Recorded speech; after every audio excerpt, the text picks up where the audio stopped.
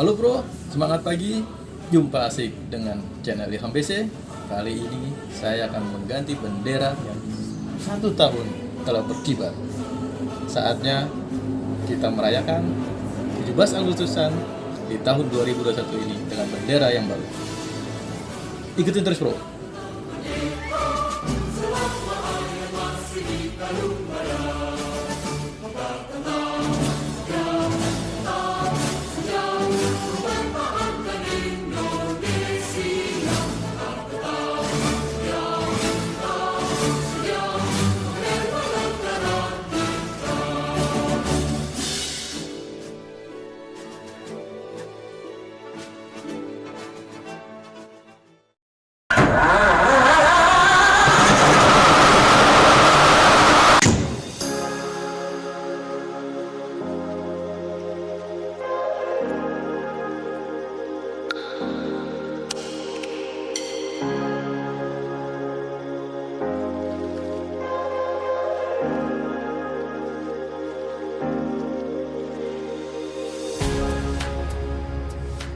Halo bro, semangat pagi. Jumpa asik dengan channel Ilham BC. Kali ini saya ada di Kebun Raya bro. Lama tidak kesini nih bro. Sepi bro, tapi tetap mengasihkan bro. Ikutin terus.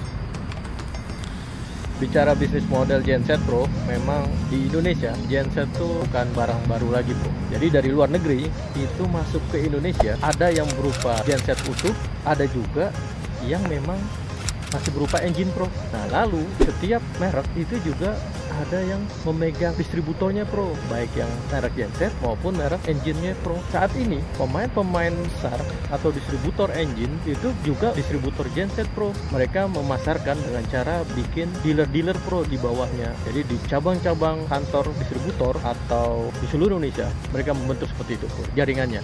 Yang kedua ada juga tadi pro masih berupa engine. Nah ini dibeli oleh para rakit genset yang ada di Indonesia bro, dibentuk, dibikin jadi genset dan pasarkan melalui network atau partner-partnernya di seluruh Indonesia juga bro.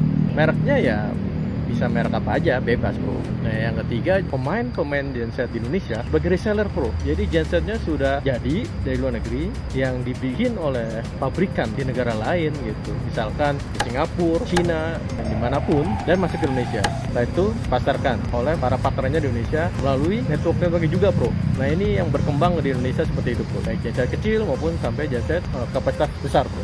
Video sebelumnya saya pernah sampaikan bagaimana informasi jalur produksi suatu genset sehingga bisa ada di market Indonesia. Nah tadi di awal saya juga info bagaimana bisnis model dari pemasaran genset yang ada di Indonesia. Terkait dengan itu mereka juga membentuk sales force bro. Jadi genset masih dengan kategori industrial goods menggunakan salesman lah. Memang sekarang namanya keren-keren pro. Ada sales industry, sales eksekutif, ada business consultant, ada account manager bro.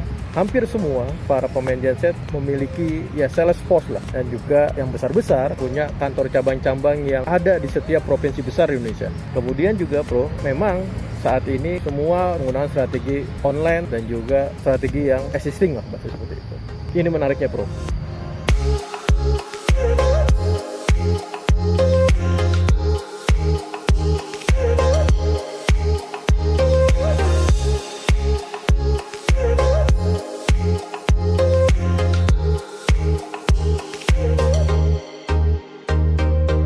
Oke bro, tadi kita sudah ngobrol-ngobrol di dalam Kebun Raya. Kita lanjutkan ngobrolan kita masih tentang pemasaran genset dalam edisi HUT RI yang ke-76.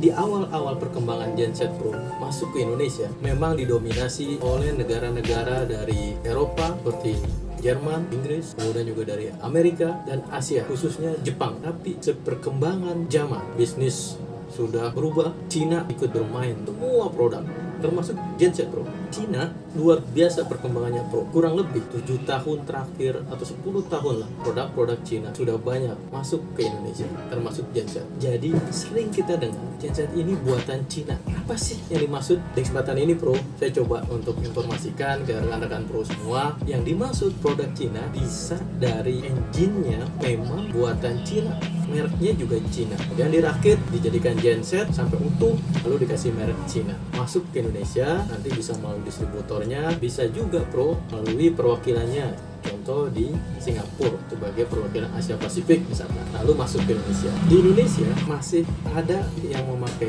merek Cina, ada juga yang dirubah Bro sesuai dengan kerjasamanya menjadi merek apapun. Itu yang pertama. Dan berikutnya, genset memang betul Bro dirakit jadikan genset secara utuh, fabrikasi di Cina.